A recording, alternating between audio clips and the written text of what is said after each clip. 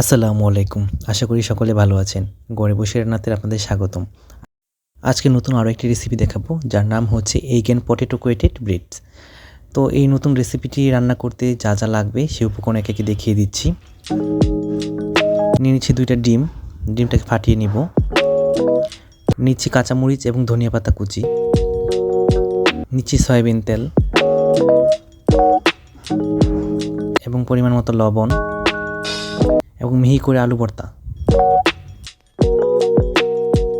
তো প্রথমে ভর্তাটা প্রস্তুত করে নিব।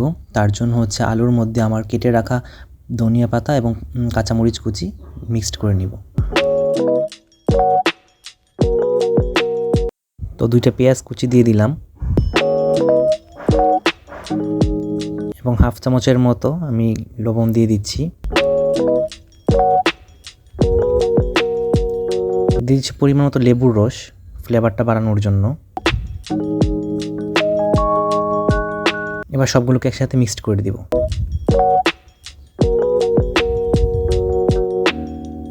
এক্ষেত্রে আলুটা অবশ্যই মিহি হতে হবে যাতে আপনার ব্রেডে লেগে যায়।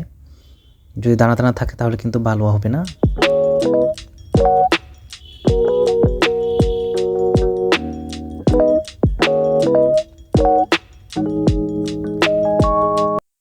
তো একটা স্পুনের সাহায্যে আমি ডিমটাকে ভালো করে ফাটিয়ে নিচ্ছি।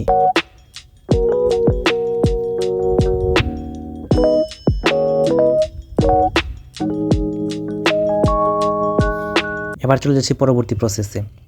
তো আমি এক টুকরো পাউরুটি নিয়েছি, তাতে একটা ছুরি দিয়ে আমি ভালো করে লাগিয়ে দিচ্ছি আলু ভর্তাটা যেভাবে তৈরি করেছিলাম।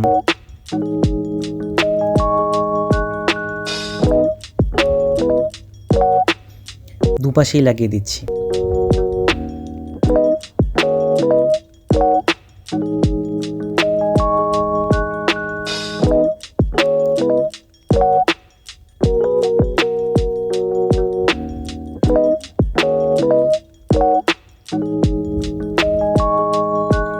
তো একে একে আমার সবগুলো পাউরুটিতে আলু লাগানো শেষ।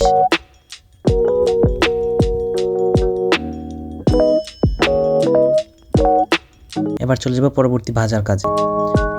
তো আমি চুলায় একটা প্যান নিয়ে নিয়েছি এবং হালকা একটু তেল দিয়ে দিচ্ছি।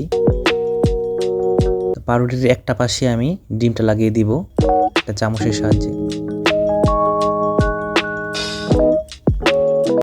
তো তেল গরম হওয়ার পর আমি পাউরুটি দিয়ে দিচ্ছি।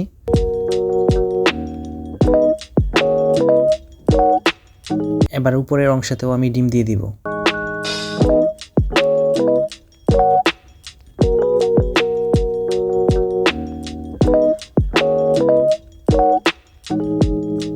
নিচের অংশ অনেকটা হয়ে গেছে, আমি উল্টিয়ে দিচ্ছি।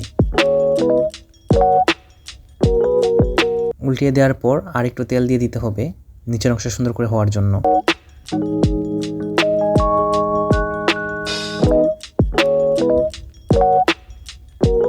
বাদামি রঙের হলে নামিয়ে নিব।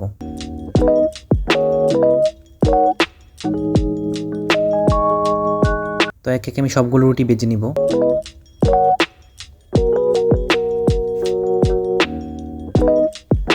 তো দেখতেই পাচ্ছেন আমার সবগুলো রুটি ভাজা শেষ। মজাদার এই সুস্বাদু রেসিপিটা আপনি সহজেই তৈরি করে নিতে পারেন বাচ্চার স্কুলের টিফিনে অথবা সন্ধ্যায় বা সকালে, যখনই খুশি আপনি খুব অল্প সময়ের মধ্যে রান্নাটি করে নিতে পারেন।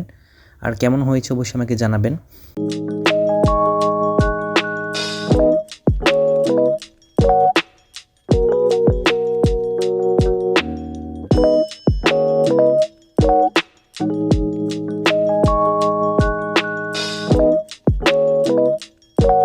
আজকের রান্নাটা আপনাদের কাছে কেমন লাগলো অবশ্যই কমেন্টে জানাবেন। আর আপনারা কোন ধরনের খাবারের নতুন নতুন রেসিপি দেখতে চান সেটাও অবশ্যই জানাবেন।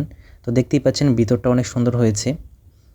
তো এতক্ষণ আমাদের সাথে থাকার জন্য ধন্যবাদ। শীঘ্রই দেখা হবে আরও একটি নতুন